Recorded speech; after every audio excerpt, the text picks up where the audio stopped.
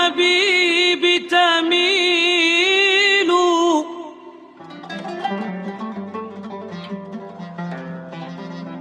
ومعي بذلك شاهد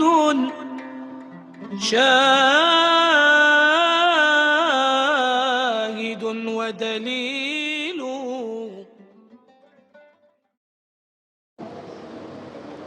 Assalamualaikum warahmatullahi wabarakatuh.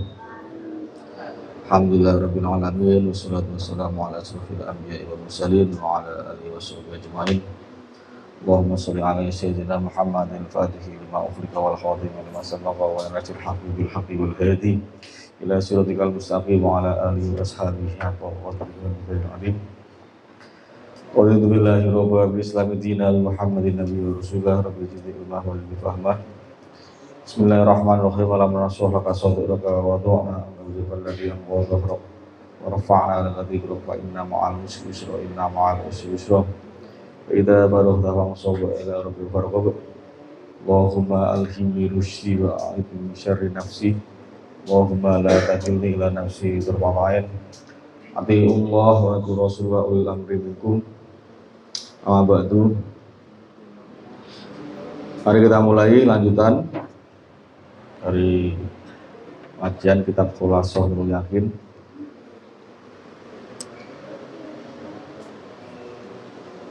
Halaman berapa ini? 7 ya. Bismillahirrahmanirrahim. Bismillahirrahmanirrahim. Ar-Rabi'u utawi nomor papat iku wafatu ummihi, wafate ibuke Kanjeng Nabi Muhammad SAW. Ibunya siapa namanya? Siti Aminah. Wa hadonatuhu lan oleh dimomong sapa Kanjeng Nabi Muhammad. Jadi kemarin Rasulullah lahir itu bulan Rabiul Awal tanggal 12 tahun hari jadi Rasulullah ketika dia agak menyinggung kemarin sedikit ya, kemarin belum saya bahas. Ketika Rasulullah lahir itu cahayanya itu sampai, artinya sinarnya kelahiran Rasulullah itu sampai ke negeri Syam. Negeri Syam itu mana? Negeri Syam itu Suriah kalau sekarang. Ada apa? Paling tidak terbagi 4 negara sekarang. Suriah, Yordania, Palestina, Lebanon lah. Syam sekarang itu 4 negara itu. Dulunya jadi 1. Di Palestina yang sekarang lagi perang itu ya Syam itu. Jadi sampai ke sana cahayanya itu. Kemudian di Iran sekarang, dulu Persia Iran itu ada kerajaan besar, kerajaan Kisra. Itu tiang-tiangnya roboh. Artinya apa? Ya saking berkah Kanjeng Nabi ketika lahir itu banyak hal-hal yang sekiranya bertentangan dengan kesucian dan apa yang bertentangan dengan yang benar yang dibawa oleh Rasulullah itu terganggu tentunya, goncang gitu. Termasuk api Majusi itu apinya ya Persia juga, Majusi penyembah api itu padam. Padahal 2000 tahun itu api Majusi itu nggak pernah padam. Ketika Rasulullah lahir padam. Walaupun katanya nanti apinya nyala lagi, tapi pas hari itu padam. Antara lain begitu besarnya rahmat yang diturunkan Allah pada waktu itu. Nah, terus ketika kemudian diasuh oleh Halimatus Sa'diyah, itu ada peristiwa penting juga. Halimatus Sa'diyah itu kan menyusui Nabi dari umur sampai umur 2 tahun.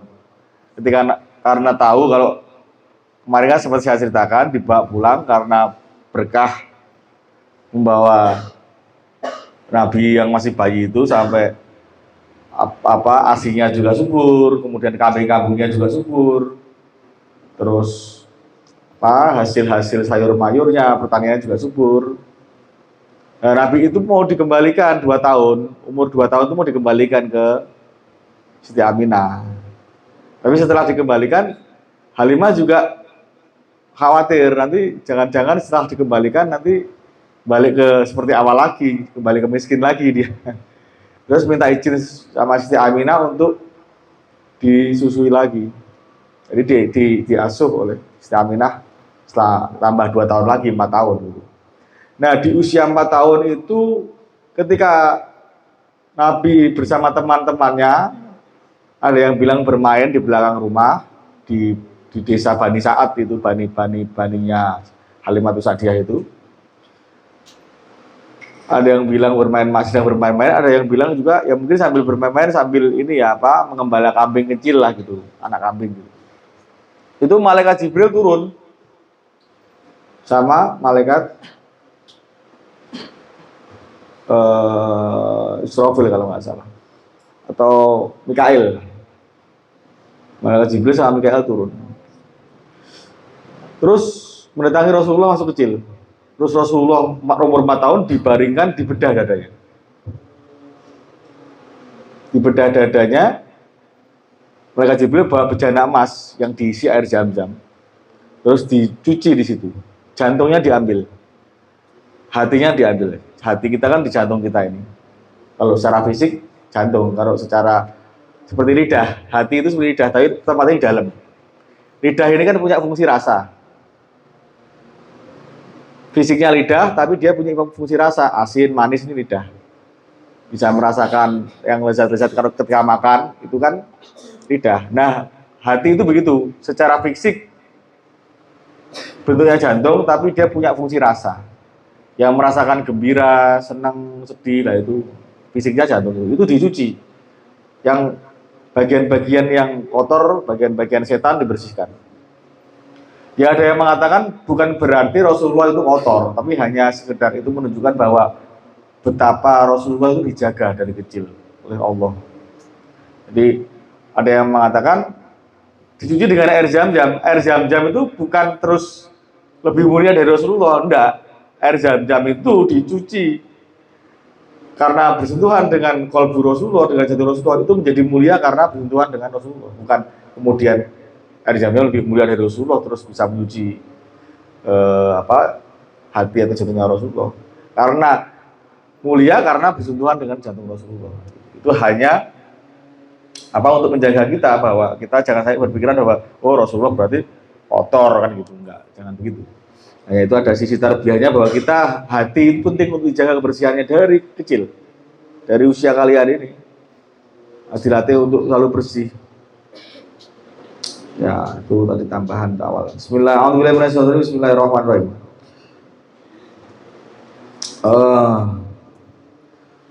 Tufiyat kabundut sapa umuhu ibune Kanjeng Nabi Muhammad sallallahu alaihi wasallam. Wa huwa hale utawi Kanjeng Nabi Muhammad iku sati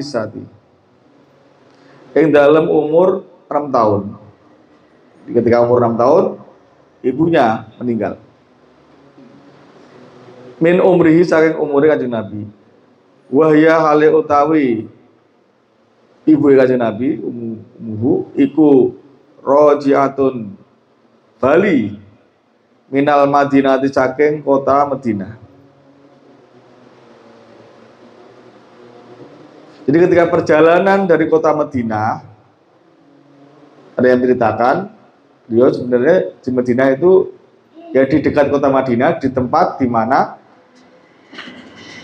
Sayyid Abdullah itu dimakamkan berziarah. Nah, ketika pulang dari berziarah mau kembali ke Mekah, Siti Aminah meninggal.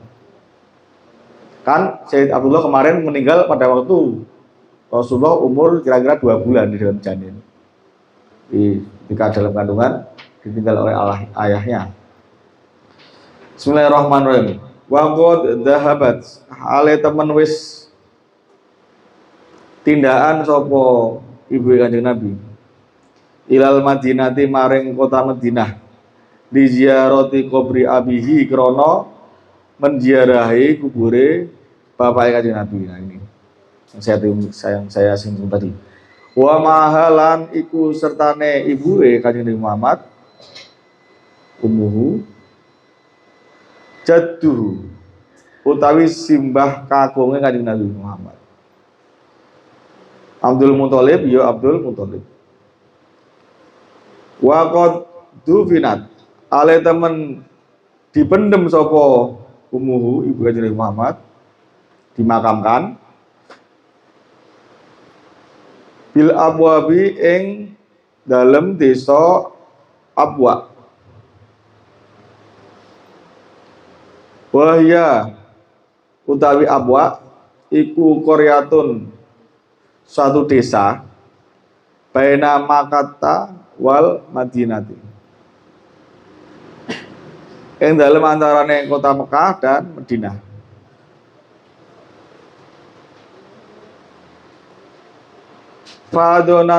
Fadonat mongko nuli ngomong bu ing Kanjeng Nabi Muhammad sapa Ummu Aiman.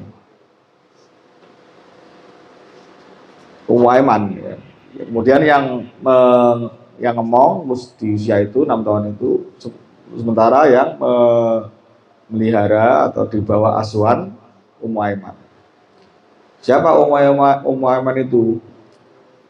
Khadimatu abihi yo pelayane bapake Kanjeng Nabi Muhammad. Yo Abdullah Sayyid Abdullah. Di Ummu Aiman pelayannya bapaknya Rasulullah SAW. Al-Khulasoh ringkasan. Tufiyat hale dipundhut sapa ummu ibu Kanjeng Nabi Muhammad. Wa umruhu hale utawi umure Kanjeng Nabi Muhammad iku situ sanawatin 6 tahun. Wa dubinat lan dipendem sapa ummu ibu Kanjeng Nabi Muhammad dimakamkan bil abwabi ing dalam desa Abwa. Wa donat mongko nuli ngomong bu ing Kanjeng Nabi Muhammad sapa Ummu Aiman Khotimah tu abihi kang dadi pelayane bapake Kanjeng Nabi Muhammad, kang dadi pelayane bapaknya Rasulullah SAW. Bismillahirrahmanirrahim. Utawi ya ini al-khamis. Al-khamis utawi kaping 5. Al-khamisu utawi kaping 5 iku tarbiyatuhu wa wafatu jaddihi. Iku tarbiyatuhu pendidikane Kanjeng Nabi Muhammad atau perawatannya Nabi Muhammad ya. Wa wafatu jaddihi lan wafate simbahe Kanjeng Nabi Muhammad. Siapa simbahnya? Abdul Muthalib. Di kemarin kan dikisahkan Abdul Muthalib itu orang yang artinya terhormat suku Quraisy ya, pimpinan suku Quraisy termasuk penggede tokoh begitu kan. Ketika serbuan dari pasukan gajah yang dipimpin oleh Abraha dari Ethiopia, negeri Habasyah, itu Abraha ini dikabari kalau diserbu, kemudian menyuruh orang-orang Mekah itu untuk mengungsi, menghindari Ka'bah, menghindari sekitar Ka'bah. Terus dia mendapat kabar juga kalau 200 ontanya itu dirampas oleh pasukan Abraha. Nah, ketika dapat kabar, dia terus bergegas mendatangi pimpinannya itu, Abraha itu. Berdatangi untuk apa? Untuk minta ontanya. Karena saking berwibawanya apa namanya simbahe Kanjeng Nabi itu Abdul Muthalib, katanya raja itu Abraha itu ketemu itu langsung sopan. Saya seketika itu jadi agak sopan lah minimal begitu. Minimal menaiki duduknya terlebih, atau kalau bahasa ya agak bahasa apa kromo lah gitu kan, bahasa sopan gitu. Kalau di kita itu kan kromo kalau sopan. Terus ketika ketemu diantar sama pasukan, ketemu pimpinannya, saya minta 200 onta yang dirampas itu milik saya. Kalau Ka'bah udah ada yang punya, saya nggak mikirkan Ka'bah, karena Ka'bah itu bukan punya saya, Ka'bah punyanya Allah. Kalau mau serbu aja, nanti biar Allah yang ini, yang menanggulangi kan gitu. Yang menjaga Allah sendiri soalnya. Kalau itu onta 200 onta itu saya mau minta.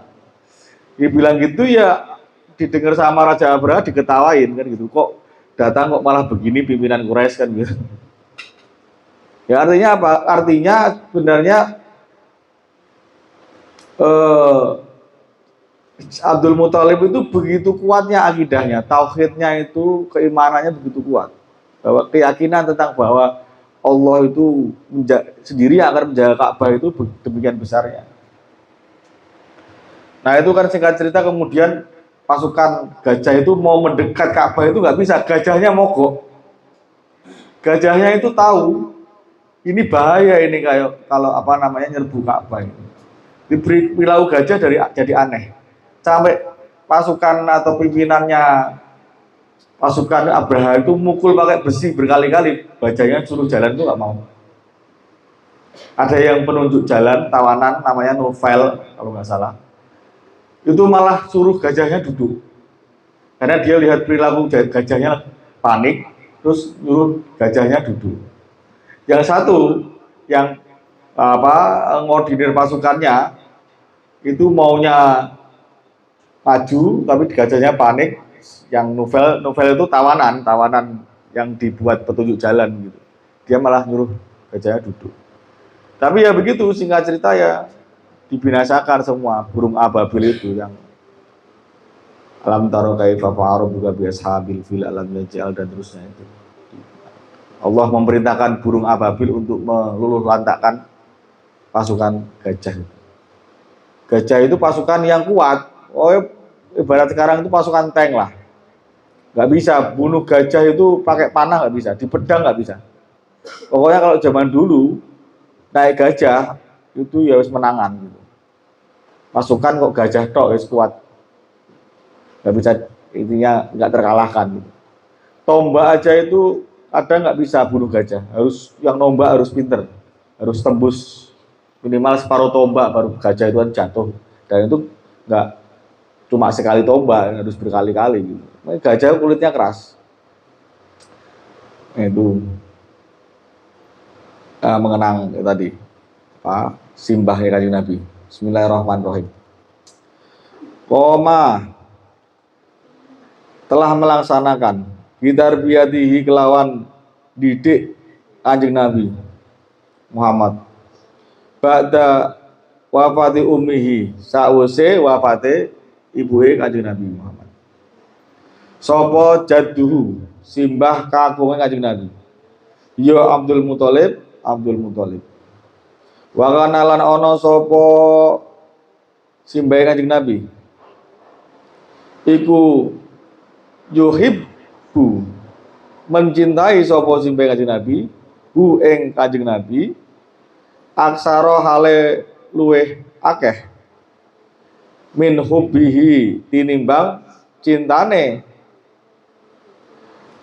simbah Kanjeng Nabi Abdul Muthalib li auladihi maring anak-anake simbah Kanjeng Nabi. Berarti saking sayangnya Abdul Muthalib kakeknya itu sampai dia lebih sayang daripada anak-anaknya sendiri. Ini diasuh oleh Abdul Muthalib usia 6 tahun ya. Usia 6 tahun itu kan ya kira-kira TK besar lah kalau gampangnya begitu. lagi seneng-senengnya, lagi lucu-lucunya. Itu sering dibawa sama Abdul Muthalib itu kalau pas rapat-rapat tokoh Quraisy menghadiri rapat, dijak di panggung gitu. Rasulullah itu sering diajak.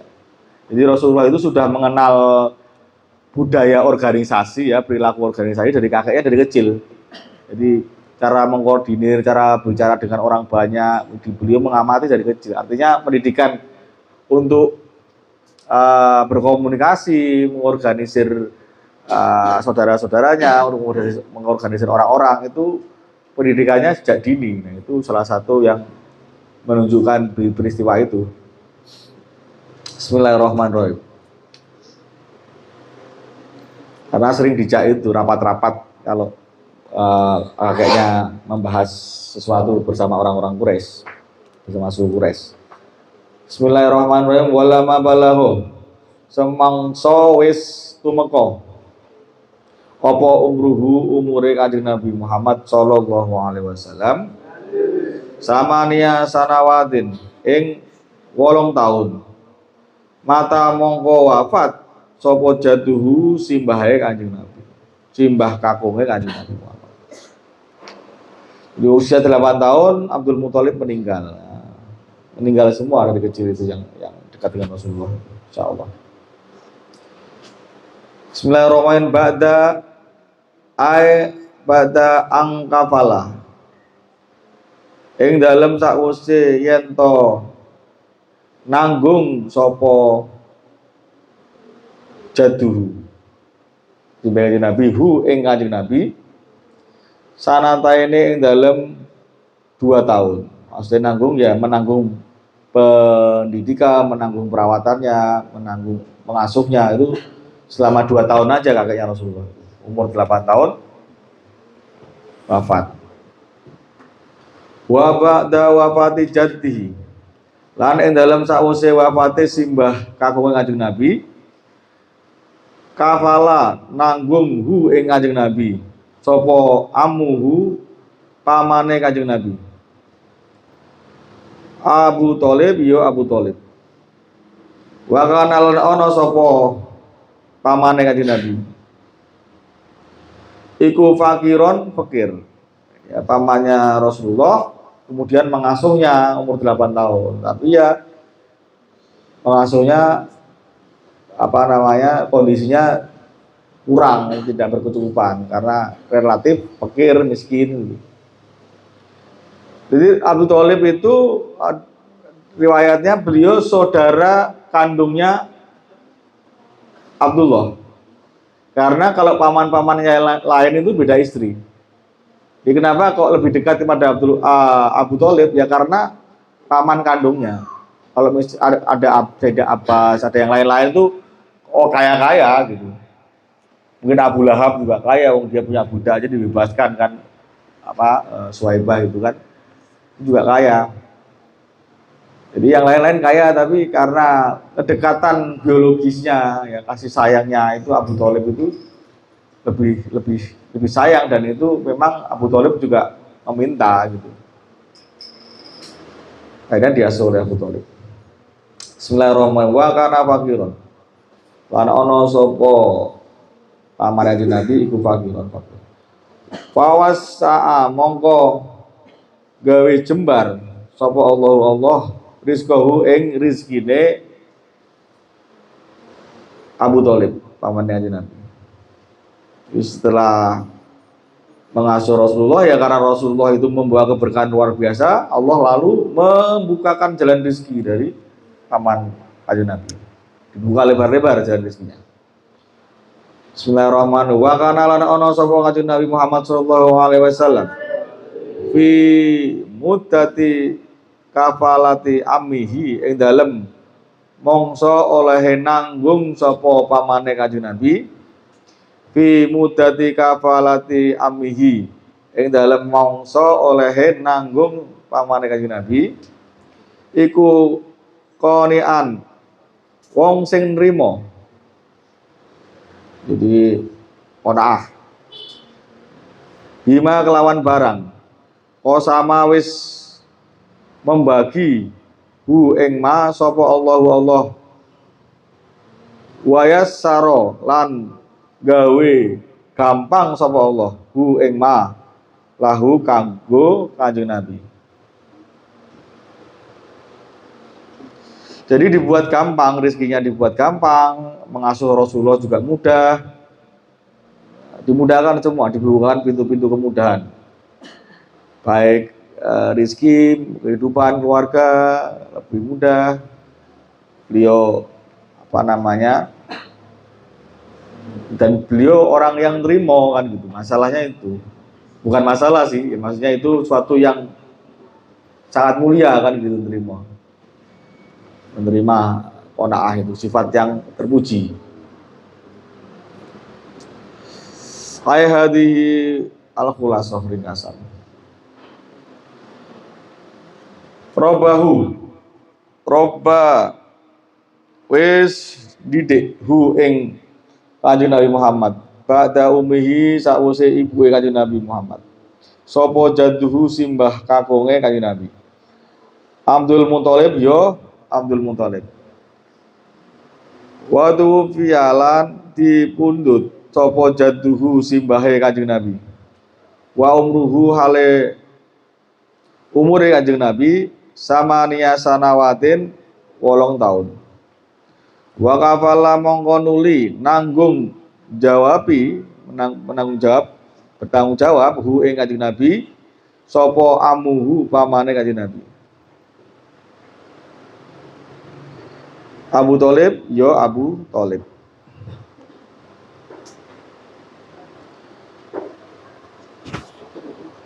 Bismillahirrahmanirrahim. Asadisu utawi kaping 6 iku ra'yuhu oleh angon sapa Kanjeng Nabi al-ghanama ing wedhus wasafratuhu lan tindak nindakake sapa Kanjeng Nabi tindakan ya al-ula kang pertama ila Syam maring Syam. Ya, Syam itu sekarang jadi 4 negara, Suriah, Yordania, Lebanon, Palestina. Ini perjalanan pertama Rasulullah ke negeri Syam. Dan Rasulullah mengembala kambing. Bismillahirrahmanirrahim. Karena ono sapa Kanjeng Nabi Muhammad sallallahu alaihi wasallam. Visi warihi ing dalam masa kecil Kanjeng Nabi Muhammad. Waktu kecil di bawah asuhan pamannya ya. Iku yar'a angon sapa Kanjeng Nabi al-ghanama ing wedhus li ahli Makkah kedue penduduk Mekah. Jadi pada waktu kecil ketika dalam asuhan dari paman Rasulullah, beliau mengembala kambing milik penduduk Mekah. Jadi bukan kambing sendiri. Jadi beliau menerima upah jasa. Umur 8 tahunan lah, 8 tahun kurang lebih ya. Beliau udah mengembala kambing. Bismillahirrahmanirrahim bi ujrotun lawan upah ya.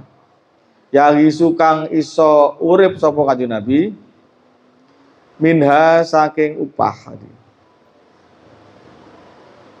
Karena ya ini menunjukkan kalau Rasulullah itu tahu pamannya itu fakir, itu dia tidak mau merepotkan beliau. Beliau kecil itu sudah punya rasa empati, simpati.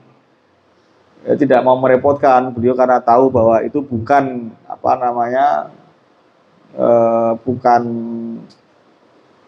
bukan untuk bisa dia artinya bebas sekehendak hatinya, karena itu bukan beliau walaupun pamannya kan tidak seperti orang tua sendiri kan. Beliau bermaksud paling tidak meringankan ekonomi pamannya dengan bekerja sendiri gitu kan, menerima upah gitu. Waktu kecil sudah punya inisiatif yang demikian ya. Bismillahirrahmanirrahim. Walama balagho lan nalikane wis tumeka sapa Kanjeng Nabi atasiata ing 9 tahun min umrihi saking umure Kanjeng Nabi. Safaro tindak sapa Kanjeng Nabi ila Syam maring negeri Syam. Ma'a amihi sertane pamane Kanjeng Nabi. Abi Thalib iya Abi Thalib. Bitijarotin kelawan nggawa barang dagangan. Di umur 9 tahun menemani paman Rasulullah Abi Thalib untuk berdagang ke negeri Syam. Tapi wakila ada yang ngomong, ada yang menceritakan ya para sejarawan itu 10 tahun, ada yang mengatakan 13.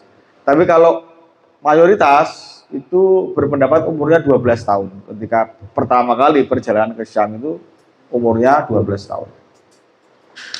Bismillahirrahmanirrahim. Falamma qaruba lan semangsane cedhak sapa Kanjeng Nabi Muhammad mim Busra saking daerah Busra ro'a mongko ningali hu ing Kanjeng Nabi Muhammad sapa ar-rahibu pendeta Bahira ya Bahira. Jadi dia mengatakan nama pendeta Bahira ya, pendeta yang ketemu di daerah Busra. Ketika dia melihat Rasulullah, dia mengenali Rasulullah bahwa itu seorang nabi kan gitu. Nah ini katanya Bahira itu nama aslinya Jirjis. Jadi kalau ada orang namanya Jirjis, nah itu dia tafaulan sama pendeta Bahira. Karena pendeta yang memberitahu paman Rasulullah untuk menyelamatkan Rasulullah jangan pergi ke Syam nanti bisa dibunuh. Artinya beliau sudah baca kitab Injil, kitab Taurat itu tentang Rasulullah, tentang kenabian. Bahwa dia membenarkan kenabian artinya. Masih ikut kitab-kitab terdahulu yang belum berubah, ya Rasulullah ada di Injil, Rasulullah ada di dalam Taurat. Ketika kitab sekarang itu kan sudah berubah sana sini.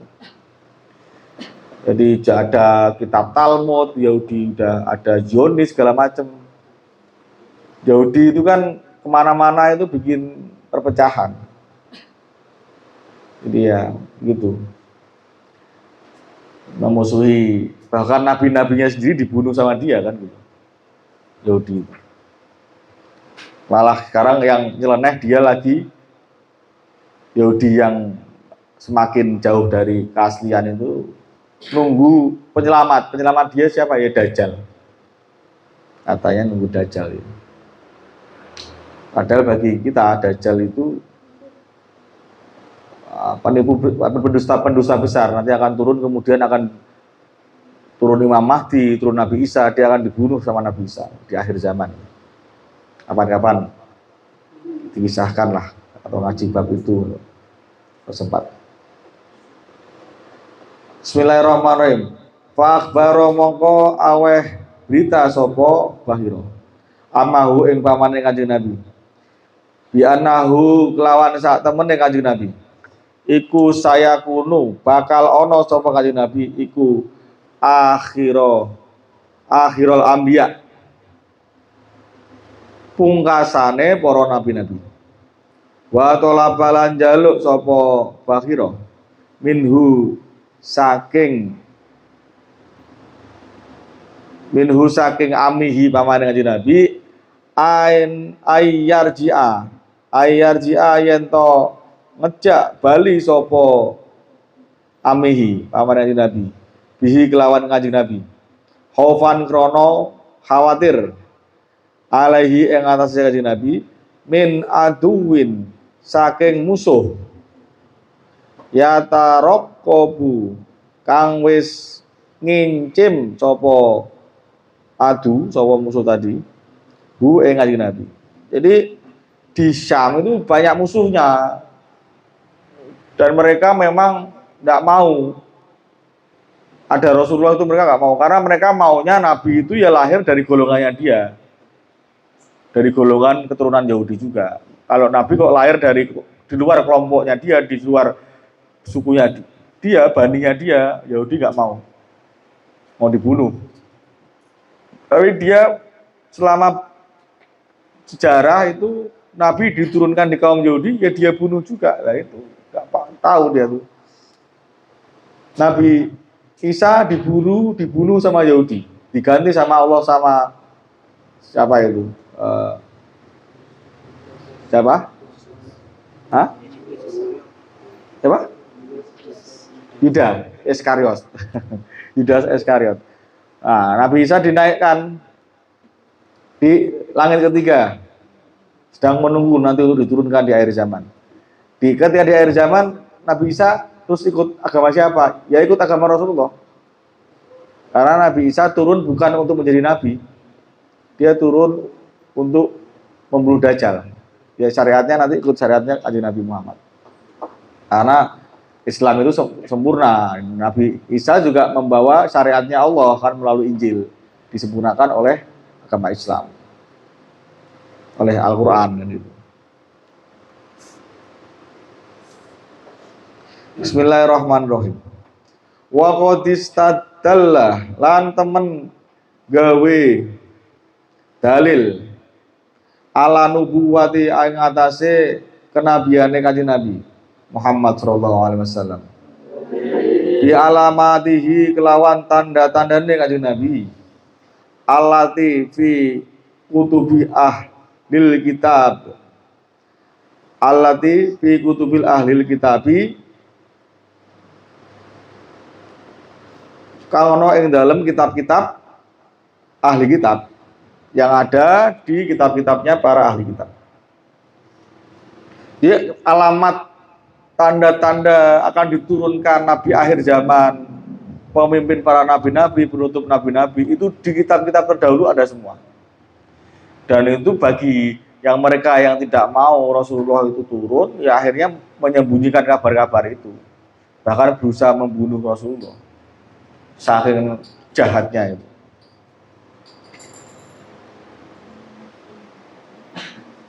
Bismillahirrahmanirrahim.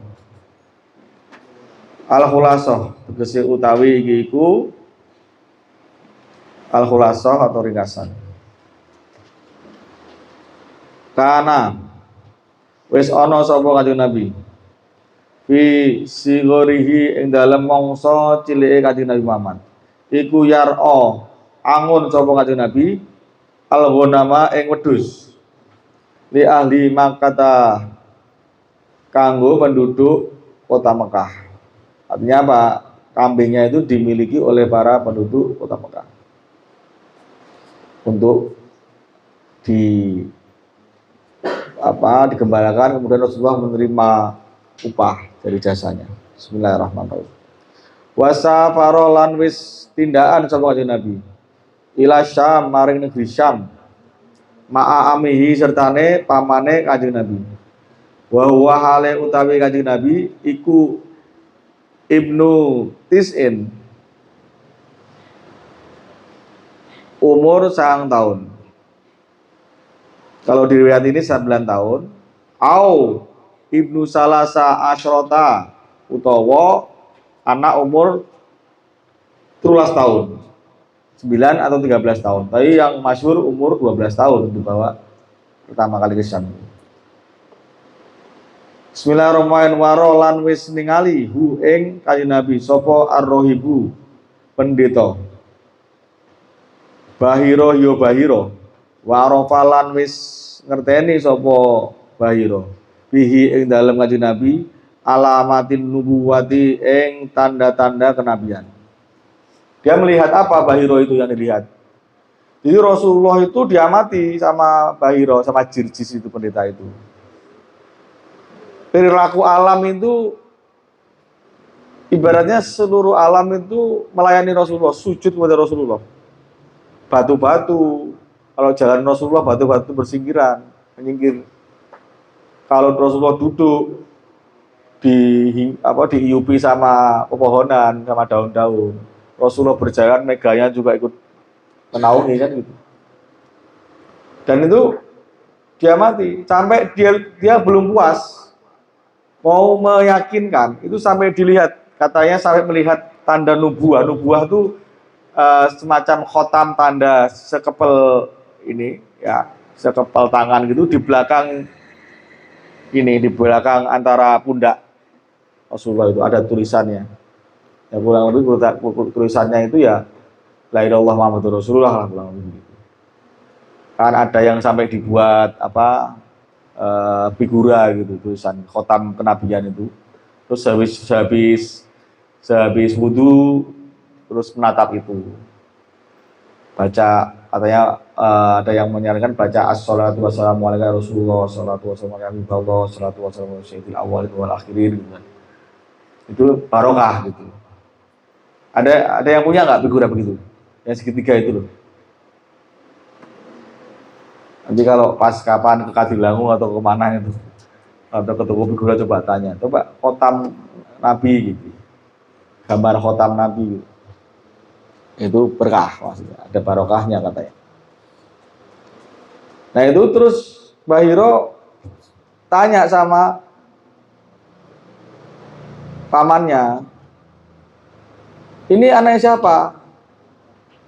Ya anakku, bahwa siapa pamannya. Nggak mungkin kalau anakmu ini, bapaknya sudah wafat ini. Mbah Hiro tahu kalau ayah Rasulullah itu sudah meninggal.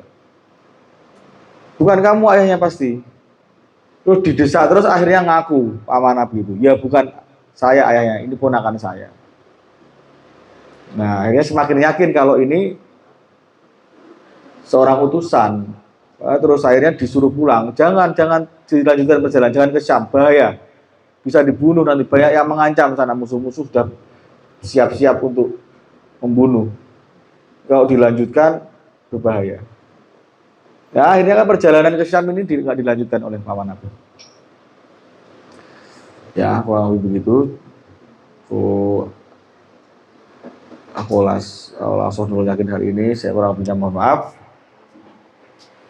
Walhamdulillahirabbil alamin wallahu a'lam bishawab. Wassalamualaikum warahmatullahi wabarakatuh.